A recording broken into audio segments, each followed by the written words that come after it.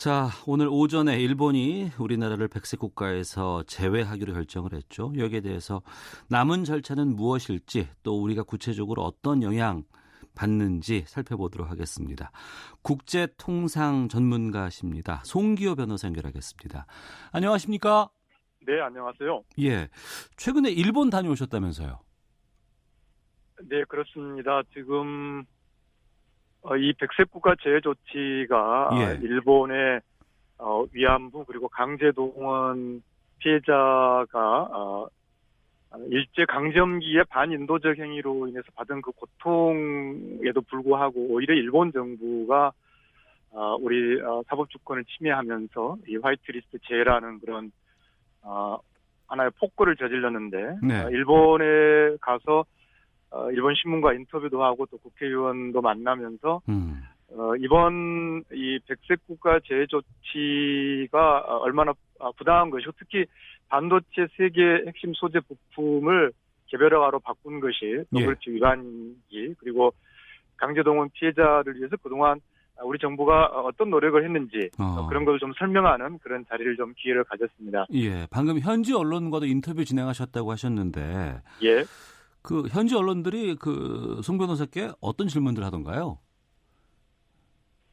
주로 이 한국에서 일어나고 있는 불매운동이라든지 그런 상황들에 대해서 질문이 많았고요. 거기에 대해서 저는 도저히 납득할 수 없는 정당화될 수 없는 아베의 이 무역 보복으로 인한 우리 국민들의 어떤 자연스러운 어떤 정당한 그런 행동이다 그런 점을 말씀드렸고요. 네.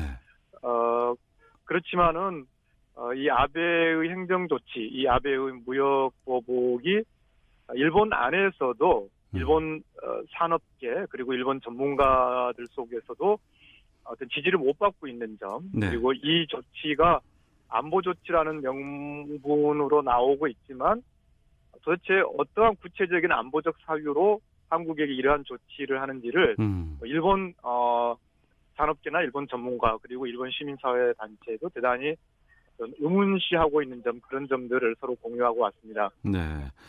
송 변호사께서 이제 국제통상 전문가로 활동을 하고 계시는데 이번 그 통상 전문가가 보시는 입장에서 이번 조치 어떤 의미인지부터 좀 알려주세요. 이 백색 국가에서 제외한다는 것은 1차적으로 이제 우리도 그런 이 전략무질자 수출 통제라는 제도를 가지고 있습니다. 네. 근데 법률상으로만 놓고 본다면 백색 국가에서 제외함으로써 첫 번째 이 목록 규제 방식, 그러니까 군사 전용 좀 위험성이 큰 제품들을 이제 목록에 넣어놓고 그 목록에 해당하는 것들은 이제 개별 허가를 받도록 하는 그런 제도인데요. 네. 네, 우리도 그런 제도를 가지고 있습니다. 예. 근데 이제 백색 국가에서 제외되면 좀 쉽게 수출을 할 수 있는 3년간의 그런 포괄 허가를 한 번에 내주는 그런 포괄 허가가 두 가지가 있는데 네. 이제 백색 국가용 포괄 허가가 있고 비백색 국가용 포괄 허가가 있는데 일단 백색 국가에서 제외되면 이제 백색 국가용 포괄 허가는 이제 안 된다는 이제 그런 가장 이번 제도적 변경의 내용입니다. 네. 지금 예상대로라면은 이번 달 한 28일부터 이게 좀 시행될 수 있다라고 하거든요. 네. 그러면 당장 이번 달 말부터 일본 제품 우리가 수입하는데 차질이 생기는 건가요? 저는 이번 백색 국가 제외 조치가 국제법적으로도 대단히 부당한 어떤 폭거이지만 네. 그 실질적 영향은 그 피해는 저는 크지 않을 것으로 예상을 합니다. 아, 그래요?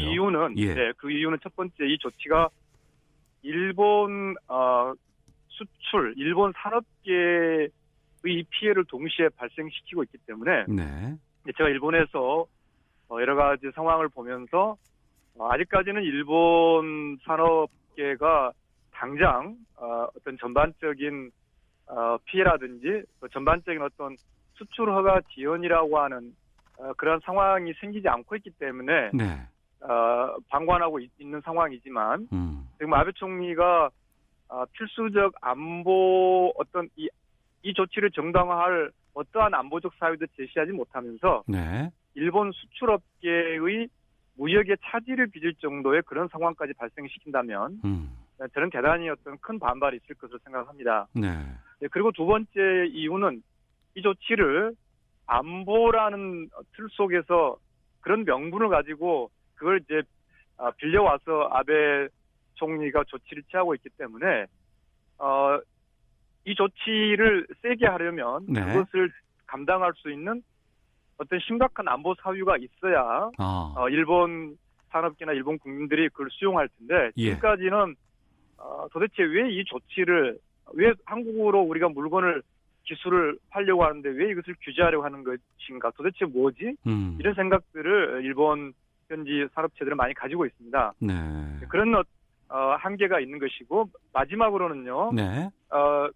지금 이 조치가 WTO에 제소될 예정이기 때문에 아베 총리로서는 함부로 이 조치로 인한 어떤 피해가 심각하게 되는 상황을 저는 관리할 수밖에 없을 것이다. 그렇기 때문에 실제 실무적으로는 말 그대로 일본이 이야기하고 있는 무역 관리, 즉 이 백색 국가 제외로 인해서 어떤 상당한 심대한 피해가 발생하는 것은 저는 관리하려고 할 것이기 때문에 네네. 실제로 이번 백색 국가 제외가 감당하기 어려운 큰 피해를 발생하지는 않을 것으로 그렇게 예상합니다. 감당하기 어려운 큰 피해는 발생하지 않을 것 같다고 말씀하시는데요. 네. 하지만 이제 그럼에도 우리가 좀 가장 큰 타격을 입을 수 있는 분야는 어떤 곳일까요?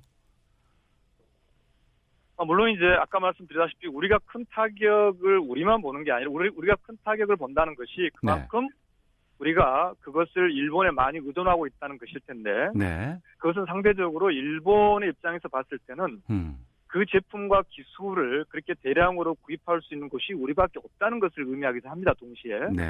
그래서 우리가 큰 타격을 본다는 것은 일본 수출업자에게 큰 타격을 주지 않고서는 나올 수 없는 것인데 다만 이를테면은 국제 분업 질서를 크게 교란하지 않으면서도 한국에게 단기간 일시적으로 한국의 산업 생산에 장애를 줄 수 있는 그런 분야, 뭐 이를테면 범용 자동차 부품이라든지, 그러니까 이 글로벌 밸류 체인에서 한국 아닌 다른 곳에서도 비교적 쉽게 구할 수 있는 그런 부품들 그런 것에 대해서는 나름 뭐 이렇게 표적을 삼을 수 있겠지만 그러나 전체적으로 보아서는 이 백색 국가 제외가 실질적인 큰 피해를 가져오는 결과 그런 상황은 저는 발생하지 않을 것으로 그렇게 봅니다. 예, 그렇게 전망해 주시니까 조금은 좀 마음이 좀 놓이긴 하는데 우리가 이 경제 도발에 대해서 일본이 우리 정부는 이제 WTO 제소 검토하고 있지 않습니까? 네. 이번에 더해진 조치 때문에 WTO 제소에도 좀 영향을 미치겠죠? 그렇죠. 아까 제가 드린 말씀을 조금만 더 드린다면요. 지금 일본 현지에서는 이제 7월 1일 날 이 발표가 나왔을 때 이제 우리가 무역 보복이라고 부르는 말을 이제 일본에서는 대항 조치라고 하는데 대항 조치 또는 수출 규제 이런 용어로 전반적으로 텔레비전이나 언론이 보도를 했습니다. 달 전 이맘때는요. 근데 지금은 이제 일본 정부의 어떤 통제라 그럴까 그런 것에 따라서 거의 전반적으로 다 그냥 무역 관리, 수출 관리라고 이렇게 보도해서 합니다. 그런데 일본 경제신문, 그러니까 일본 산업계를 대변하는 일본 경제신문은 일관되게 수출 규제라는 용어를 쓰고 있습니다.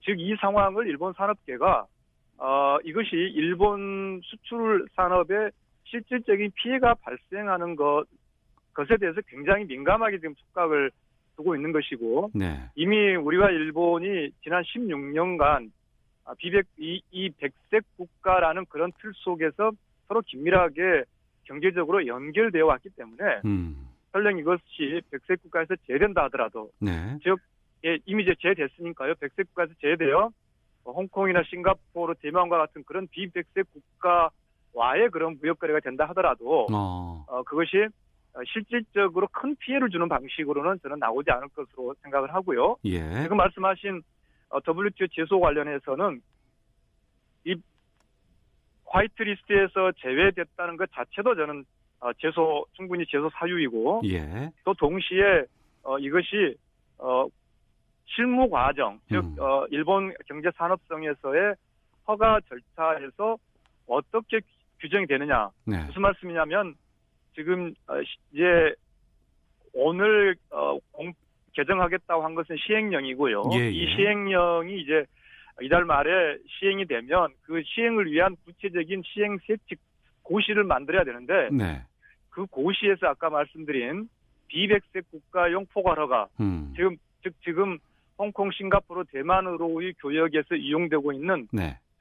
비백색 국가용 포괄 허가로 상당 부분 저는 한국으로 나가는 제품들이 지정될 것으로 그렇게 봅니다. 네. 만약에 그것이 그렇지 않고 개별 허가로 대단히 극단적으로 통제가 된다면 네. 그 과정에서 아주 큰 어떤 무역 제한, 차질 그런 손해가 발생할 것이고 그렇게 되면 일본의 WTO 패소라는 것은 너무 명확관화하기 때문에 우리가 WTO 제소를 준비하는 과정에서도 실제 일본이 어떠한 실무적으로 이 제도를 운영할 것인지 그런 절차도 저희들이 예의주시하면서 WTO 제소를 지금 준비하고 있는 것으로 알고 있습니다. 네. 마지막으로요. 앞서서 이제 일부에서 저희가 더불어민주당의 이 대책 특위, 일본 침략, 경제 침략 관련한 대책 특위 연결해서 좀 말씀을 들어봤습니다. 상응하는 우리의 어떤 조치들을 계획하고 있고 하나씩 지금 검토하고 있다고 하는데 그 송기호 변호사께서 보시기에는 일본을 압박하거나 일본을 위축시킬 수 있는 가장 큰 우리의 대응 카드는 어떤 것들이 있을까요? 저는 우선 군사정보보호협정 한일 사이에 지소미아는 저는 유지해야 한다라고 말씀드리고 싶고요. 예. 지금 말씀하신 우리의 대응 조치라는 것은 현실적으로 기술 소재 제품에 대한 어떤 의존 관계가 있는 이상은 우리가 일본에게 어떤 이렇게 전부 아니면 전무라는 식으로 접근하기는 어렵다고 봅니다. 네. 그런 점에서 아베가 취할 수 있는 선택의 폭을 계속 좁혀나가는 것, 그리고 그것을 결국은 소멸시키는 것이 우리가 취할 수 있는 방법이라고 생각하는데요. 지금 우리가 가장 중요하게 봐야 될 게, 네. 아베의 이런 조치에 대한 일본 안에서의 일본 산업계, 일본 전문가, 그리고 일본 시민사회에서의 반대 동력, 네. 그것을 우리가 긴밀하게 연계해서 결국은 아베가 이 조치의 어떤 깊이나 폭이나 즉 함부로 충격을 줄 수 있는 조치를 취할 수 없게 하는, 왜냐하면 이 백색 국가 제외 자체가 바로 자동적으로 개별 허가로 연결되는 것은 아니기 때문에 네. 지금 단계에서는 우리가 일본의 국민, 일본의 산업과 일본의 시민사회에게 그동안에 우리 정부의 노력에 대해서 좀 더 설명을 하고 더 긴밀하게 소통하는 것이 지금으로서는 굉장히 중요하다고 봅니다. 네, 알겠습니다. 오늘 해주신 말씀 좀 듣고 나니까 좀 나름대로 좀 냉철해지는 좀 생각이 좀 들기도 하네요. 알겠습니다. 오늘 말씀 여기까지 듣도록 하겠습니다. 고맙습니다. 네, 감사합니다. 네, 민변 국제통상위원장 맡고 있습니다. 통상 전문 송기호 변호사 연결해서 현재 상황 또 법적인 쟁점들 또 WTO 제소까지 말씀을 좀 들어봤습니다. 당장 실질적으로 큰 피해가 예상되지는 않다고 말씀해 주시는데요. 하지만 일본 내부에서의 움직임들 또 여러 가지 여론들이 중요하다는 이야기를 해 주셨습니다. 그러면 여기서 일본 도쿄 연결해서 일본의 지금 현재 언론들은 어떤 이야기들을 보도하고 있는지, 일본 여론은 어떤지 좀 들어보도록 하겠습니다. 일본 도쿄의 김민정 통신에 연결하겠습니다. 나와 계시죠? 네, 안녕하세요. 일본의 김민정입니다. 네, 일본에서 백색 국가 제외 조치를 결정을 했습니다. 여기에 대해서 일본 언론들 지금 어떻게 보도하고 있습니까?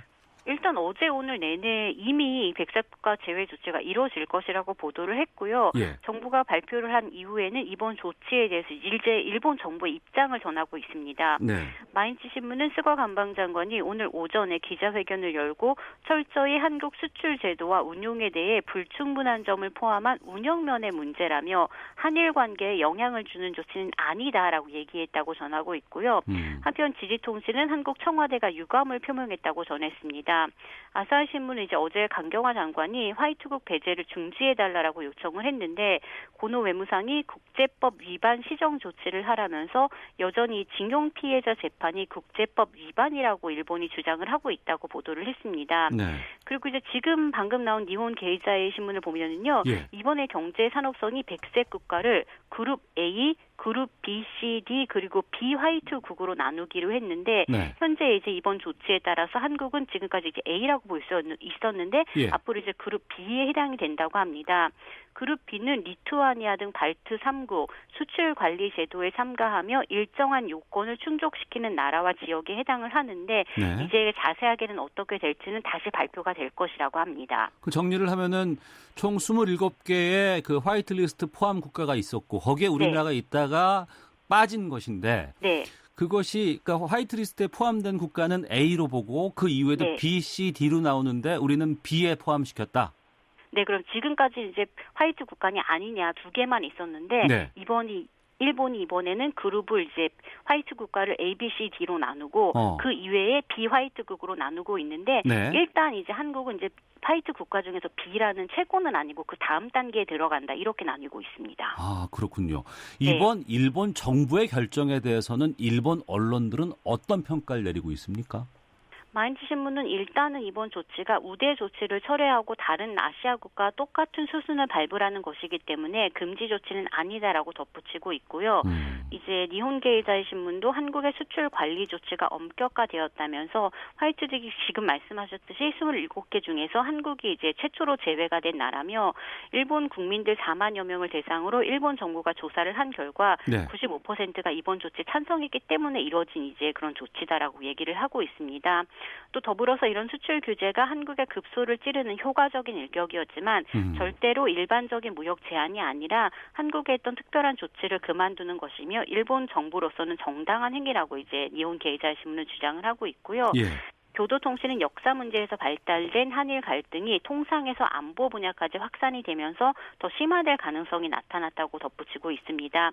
이제 한국이 지금 지소미아 파기 등을 얘기를 하고 있는 가운데 고노 외무상은 징용 피해자 문제는 안전 보장상의 문제가 아니기 때문에 다른 문제와 이제 혼동을 하지 말아달라라고 견제를 했다고 산케이 신문은 보도했습니다. 네. 지금 우리나라에서는 속보 전하면서 지금 가장 중요한 뉴스로 지금 이 내용을 다루고 있는데 일본에서는 그냥 뭐 일정 정도의 정치 뉴스 아니면 무역, 경제 뉴스로 다루는 거예요? 아니면 중요하게 다루고 있어요? 이제 굉장히 중요한 뉴스이긴 한데 지금도 일본의 뉴스에서 나오고 있습니다. 다만 일본 사람들은 아직까지 뭐 그렇게 크게 반응을 하고 있지 않은데요. 일단은 이제 한일 간 무역에 관계된 이들이 뭐 그렇게 많지 않기 때문에 또 일본이 지금 수출국으로 중국이 가장 큰 거물로 보고 있기 때문이기도 합니다. 다만 이제 제 주변에서 일본 회사의 무역 파트에 근무하는 직원의 말에 따르면 한국이 이제 일본 정부가 원하는 수순을 밟으면 지금까지의 물건을 똑같이 수출하겠다라는 회사들이 대부분이라고 하고요. 또 한국이 이 수순을 잘 밟을 수 있도록 일본 회사들에게 이제 서포트를 하라라는 그런 지령도 내려졌다고 합니다. 뭐 경제적으로 한일이 서로의 기술과 노동력에 함께 의존을 하면서 성장을 하고 있기 때문에 수속이 좀 복잡해지기는 하지만 수출을 아예 안 하겠다는 것은 아니니까 일본 기업들 사이에서 이제 그 수출 수임사가 잘 통과를 하도록 돕자라는 그런 분위기가 있다고 합니다. 또 이제 더불어 일본이 백색 국가에서 한국을 제외한 이유로 한국이 약속을 지키지 않아서라고 주장을 하고 있는데요. 이 약속이 뭐냐면 한국이 이제 한일 협정 이후에도 전쟁 피해 보상을 요구하고 있다는 점에서 한국이 정말로 나쁘다고 이미 일본 국민들이 어느 정도 세뇌가 되어 있는 그런 점을 일본 정부가 제대로 잘 이용을 하고 있는 그런 조치인데요. 과거사를 배우지 않은 사람들은 실제로 지금 한국에 부당한 요구를 하고 있다면서 그렇다면 딱히 우대할 필요가 없다고 느끼는 그런 여론이 있기 때문에 나머지들은 이제 기업들이 이제 한국을 잘 서포트하면서 계속 수출을 할 수 있도록 해나가는 길을 만드는 것이 가장 중요하다고 합니다. 네, 이번 일본 의 도발로 인해서 자국의 무역, 자국의 수출에 지장을 줄 수 있다는 것들을 좀 이해를 하고는 있어요, 일본 사람들이?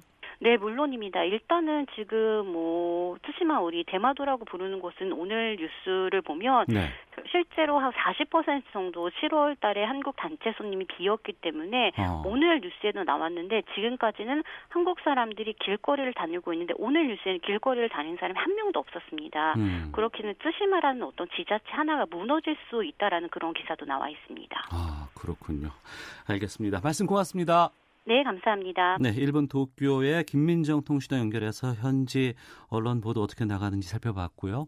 청취자들 의견 좀 소개해드리겠습니다. 신뢰할 수 없는 일본의 조치를 낙관적으로만 봐선 안 된다고 생각합니다. 착실히 전략적 소재 산업 육성해야 합니다라는 의견도 주셨고, 설사 이번 조치와 관련된 피해가 크지 않다고 하더라도 우리는 최악의 상황 대비해야 합니다. 대응 조치로 지소미아 폐기해야 합니다. 백색 국가 제외는 우리를 믿지 못하겠다는 건데요.